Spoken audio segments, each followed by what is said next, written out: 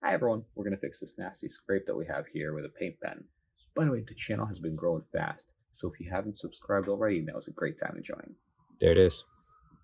Okay, I am going to use a Dremel tool with 600 grit rotating wheel, and I'm going to make sure the speed is set to low, at least to start. Make sure to wear safety glasses. We're going to smooth this down so that it's not so rough.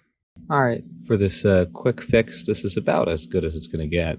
Notice that instead of having lots of ridges like we had before, now there's more of a continuous line and it's as smooth as possible. And you can see that we're going from metal to a little bit of the white primer that's shown underneath down to the red base coat. And then from there, of course, it goes to the clear coat. But my point being is that I'm trying to make it as smooth of a transition as possible. That'll help us ultimately with making it look good. I have a little water here and some wet sandpaper that you can use with wet sanding. I'm going to use 1000 grit first. Just get a little wet like that. Be very gentle with it. Sometimes you might want to mask off the area, but for us it's such a constrained area anyways that I'm not bothering with the masking. Now let me show you what we have. Okay, next step. You definitely want to do this before you put any paint on. Otherwise the paint won't stick or it might come off in a little bit. How far you go and how nice you make it look is really up to you and how much time you have available. The sanding process can take a very long time if you want it to look perfect. Well, it'll never look completely perfect. This is our paint pen. This is a 2-in-1. Ideally, I would love to have a separate clear coat and base coat, but this is all that I was able to get in the short term. So do make sure to read the instructions. I'll do this for at least 20 seconds or so, just to make sure everything's evenly mixed. Okay, here we go. You might want to wear gloves for this. If you're concerned about getting on your hands. It's a little brush there. When you put it on, if you can get your elbow against something, it helps. What we're going to do is we're going to do a thin coat. Then later we're going to let it dry, sand it down a little bit, do another thin coat, and so on and so forth. I'm trying to do very little brush strokes. Notice I'm keeping my hand on my other hand to keep it stable. You definitely want to do this as soon as possible after you get the scratch, because if you don't, that's how you get rust. Now let this dry. Now we're going to sand again with wet sand, and then paint again, and then let it dry, and then paint and sand again. Okay, the first coat has dried, so because we can see the brush strokes, I'm going to do a little bit of wet sanding with 2000 grit sandpaper, and I make sure it's wet here. And again, this is very gentle. This is just to get rid of those brush strokes. And then I'm going to put another layer, very, very gentle. I'm also trying to do this with the camera. Actually, that audio does not need to be. Just trying to get rid of some of those brush strokes.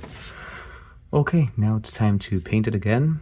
Then wait another half an hour to an hour to make sure it's nice and hard. Okay, so this is how it looks after several coats. I've sanded in between some of them with 2000 grit wet sand, and other ones I didn't. It just kind of depended on the situation. I wanted to try to fill the low spots as much as possible. I'm going to now sand very lightly with 2500 grit. If you have 3000, that's even better. And after that, we'll do a little bit of a polish. Okay, so there we have it. I have put on 5 coats of paint and sanded in between some of them with 2000 grit, and then at the end did another 2000 and then 2500 grit. Now you could skip the sanding at the end if you can get a nice paint on it at the end. However, in my case, it's just so hard with this little edge here that I'm going to go ahead and do some polish at the end. Again, to get that gloss back, and then later probably put on some wax.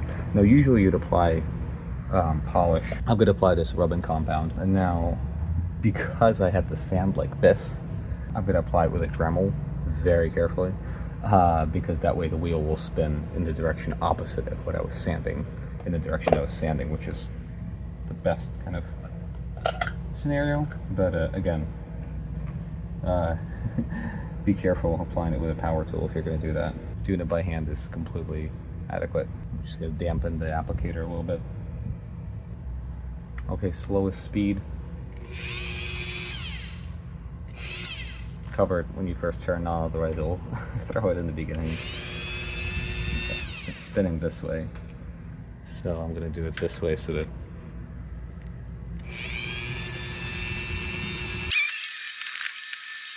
let's clean it off, see how it looks.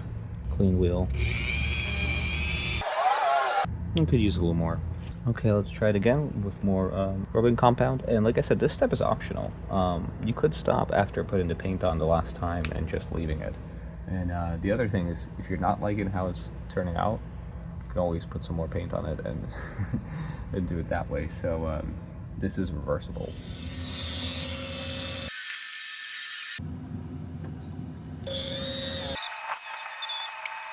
Okay, this is probably about as polished as it's going to get with the polish that I have on hand. I'm going to put a little wax on it. It'll look better. Optional step, of course. It will help it look nicer. Now this is, we only need a tiny bit here, so I'm putting it on for a second with my finger, and I'll use one side of the cloth, kind of rub it in, the other side to buff it out after it dries a little bit. Wax makes everything look better. Now some time has passed, let's try to buff it. Looks much better. Of course, there's always what the camera picks up versus what your eye picks up, but for a 2-in-1 very basic paint fix, it's pretty decent, especially considering when you walk away from the car, considering the big scratch we had before. You can't really see it. You can put more wax in and buff it again if you want, but otherwise I'm going to leave it at this point. And again, you can always go back and touch it up if you really want to try. It depends what level of fixing you want to do. So yeah, if you like this video, please don't forget to subscribe and leave a comment down below. Thanks. Bye.